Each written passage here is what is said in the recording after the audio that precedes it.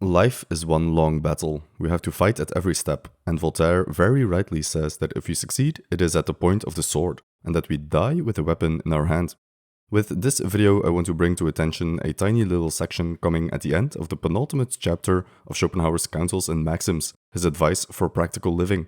Schopenhauer's claim to fame is his philosophical pessimism, the characterization of the world as the battlefield of the will, existing only for the eternal, blind, irrational striving of the will to life. Every creature, in fact, every object, exists in a state of perpetual struggle against the other. And, what's worse, all of this suffering does not have any redeeming quality about it whatsoever. There is no happy ending in Schopenhauer's philosophy.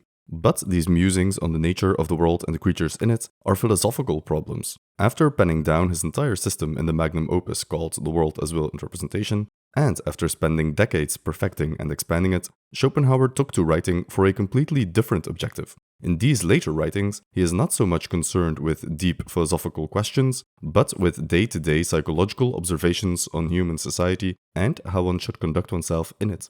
In a remarkable section on courage, Schopenhauer combines his pessimistic view of the world as an eternal battlefield with a remarkable and uplifting piece of prose on the virtue of courage and the necessity of facing the challenges of life with determination and willingness to fight.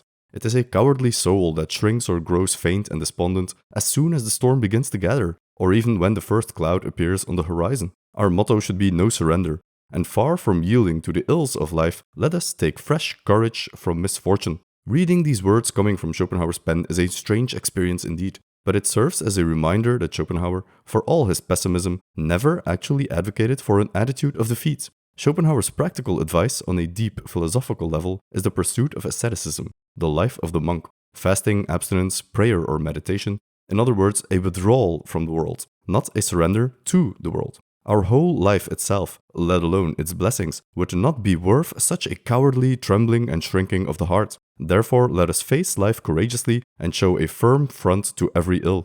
In a way, the heroic prose of this section on courage highlights how Schopenhauer's ethical prescription of asceticism is full of vigor and vitality, despite what some of his critics, most notably Nietzsche, contend.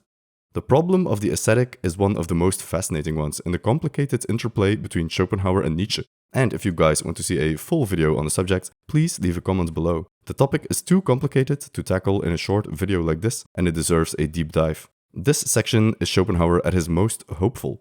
As long as the issue of any matter fraught with peril is still in doubt, and there is yet some possibility that all may come right, no one should ever tremble or think of anything but resistance, just as a man should not despair of the weather if he can see a bit of blue sky anywhere.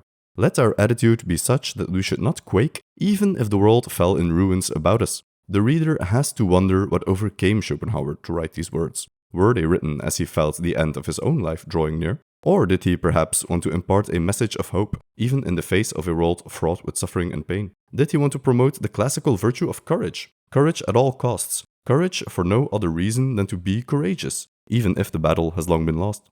For me personally, the only way to really square these hopeful messages of power and courage with the rest of Schopenhauer's philosophy is to think of the soldier in Pompeii, who steadfastly remained at his post, fulfilling his duty, even as the world around him came crashing down, remaining courageous and honorable in the face of calamitous circumstance. But what do you make of this section? We will put a link to the full text in the description so you can read it in full. It's very short and well worth reading for any Schopenhauer enthusiast, if only because it's so different from the rest of his work. How do you square the optimistic tone of this section with the rest of his philosophy? Hopefully we can get a good discussion going in the comment section. As always, thank you for watching. On the right, you can view some other videos we've done on Schopenhauer's practical advice. Please subscribe to the channel if you found this video valuable, and we'll see you in the next one.